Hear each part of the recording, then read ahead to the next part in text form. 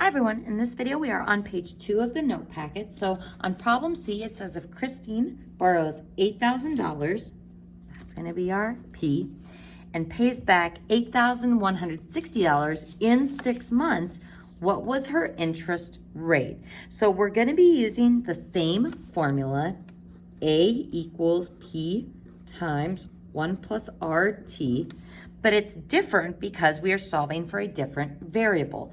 So we know P, if this is how much she pays back in 6 months, that's gonna be the initial loan amount plus the interest that it accrues after 6 months. So this is gonna be our A in this problem. Now, hopefully a little warning flag went off in your brain that says 6 months. That's not a year. So just like in the last problem, we need to determine what fraction of a year 6 months is. So 6 months is what fraction of a year? And I'm sure you could probably figure this out without doing dimensional analysis on this one. 6 months is a half of a year. So you could do 6 months divided by 12 months in a year. So that is equal to 1/2. That's going to be our T. Now what we're looking for in the problem is the interest rate. So we're trying to solve for R here. Now remember, when we solve for R, we'll be solving for the working decimal, but if it's asking for the interest rate, we're going to want to change that to a percent for our final answer. So let's go ahead and fill in what we know and see how we can solve this algebraically. So our A is the 8,160. Our P is our 8,000. And then 1 plus R is what we're looking for. And then T is 1/2.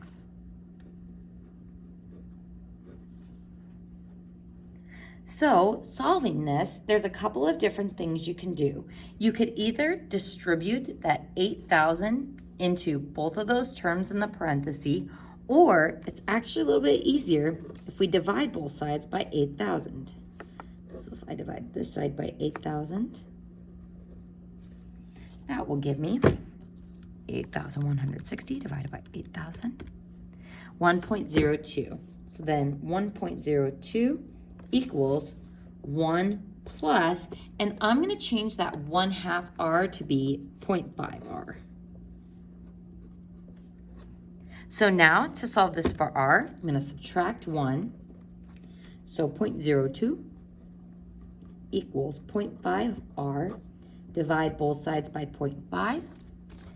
So 0.02 divided by 0.5 gives me an R of 0.04. Now that is my rate as a working decimal. How do we turn this into a percent? Because that's how we express our interest rates. We move the decimal point 2 places to the right. So my final answer for this problem would be 4%. And that concludes our section on simple interest. Now, in the next portion, we're going to get into compound interest, which we also talked about in that packet that we did yesterday. Compound interest is the more common form of interest that you will find on savings accounts and other investments. So compound interest. With compound interest, the interest is either earned or paid based on the balance in the account at the time of compounding, not just the principal. So we're getting interest on the principal and interest on any interest that we are getting on the account as well. So folks, let's go ahead and look at this first example. You have a savings account that pays 4% interest per year, but the interest is compounded quarterly. So per year, but the interest is compounded quarterly, or 4 times per year. If you start off with $100 on January 1st, that's our principal, how much money will you have in 1 year? Key point, if we are paying 4% per year, then we must divide this rate by the number of times we are compounding per year, in this case 4. So every quarter you are earning 1%. So our old balance, The 100 is our starting P. This is our first quarter, for a total of 4 quarters in the year. So the interest paid is going to be $1 because this is 1% per 4 quarters. So we've got 4% per year. But since it is being compounded quarterly or 4 times per year, we're going to divide that by the 4 compounding periods. And what we're going to find is that the compounded quarterly tells us this N value. N is going to be the number of compounding periods per year. Sorry, our M value. So M is our number of compounding periods per year. So what we are going to do is take the 4% divided by 4 compounding periods. So our interest is going to be 1% per period or per quarter. So if I take $100 times 1% times that 0.01, that's going to give me 1, and that's my interest paid. Now to find the new balance, we take the old balance, 100, plus the interest. So old balance plus the interest is $101. Now in the next quarter, our new balance is the initial principal of $100 plus that $1 interest that we have earned. So in the second quarter, we're going to take the $101 times 0.01. So 101 times 0.01 gives me 1.01. So $1.01. So then my new balance is going to be the balance at the beginning of the period plus the interest paid. So 101 plus $1.01 will be $102.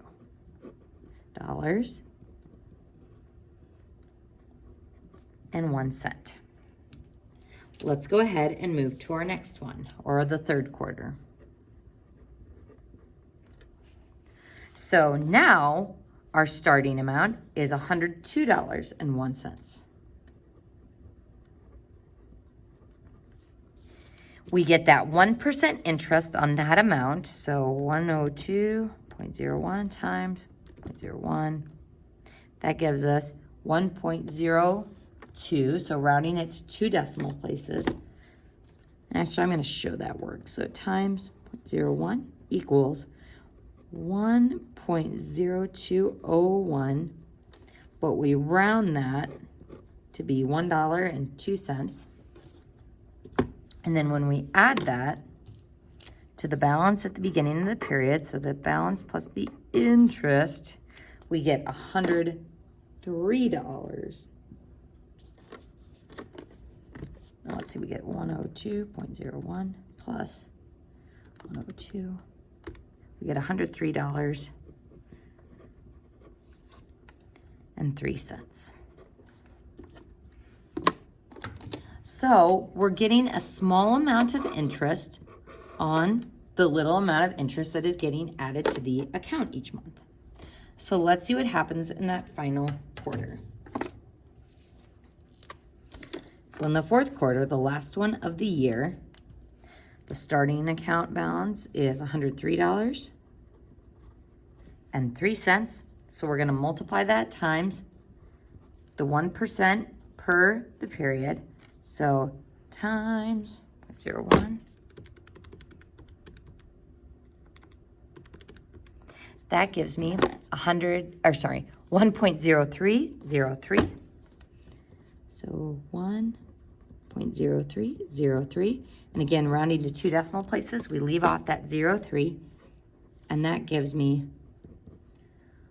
$104.06. Now, since we did a comparison with this in the activity that we did yesterday, let's go ahead and compare this problem again. How does 4% compounded 4 times per year compare with simple interest compounded once at 4%? So we're going to compare to simple interest.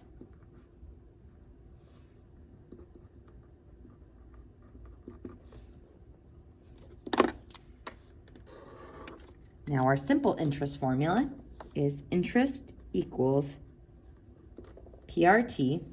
So our interest is 100 times 0.04 times 1.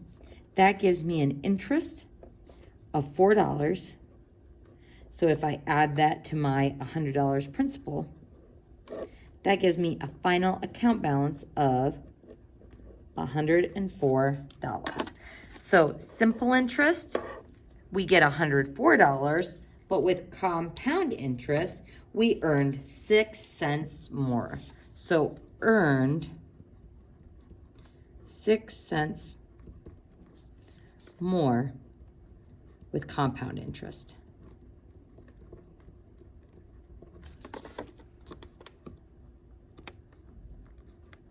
So it's not much, but as time goes on and the more compounding periods that occur, you will start making more interest on the account. So folks, our formulas for compound amount or compound interest are the following. A equals P times 1 plus I to the N, or A equals P times 1 plus R over M raised to the MT. So folks, these formulas say the same thing. I prefer to use this one just because typically we're given R and M, not I directly, but it's important to see how these two formulas are exactly the same. So let's go ahead and first thing I want you to add to this formula is parentheses around the MT. If you're using an older calculator, make sure you trap that in parentheses. So as I'm looking at this formula, A is the future or maturity value or the account balance, similar to our simple interest formula. P is the principal as always. Now R is the annual interest rate. Annual interest rate. T is the time in years, so same as with our simple interest formula. Now M is our new part. M is going to be the number of compounding periods per year.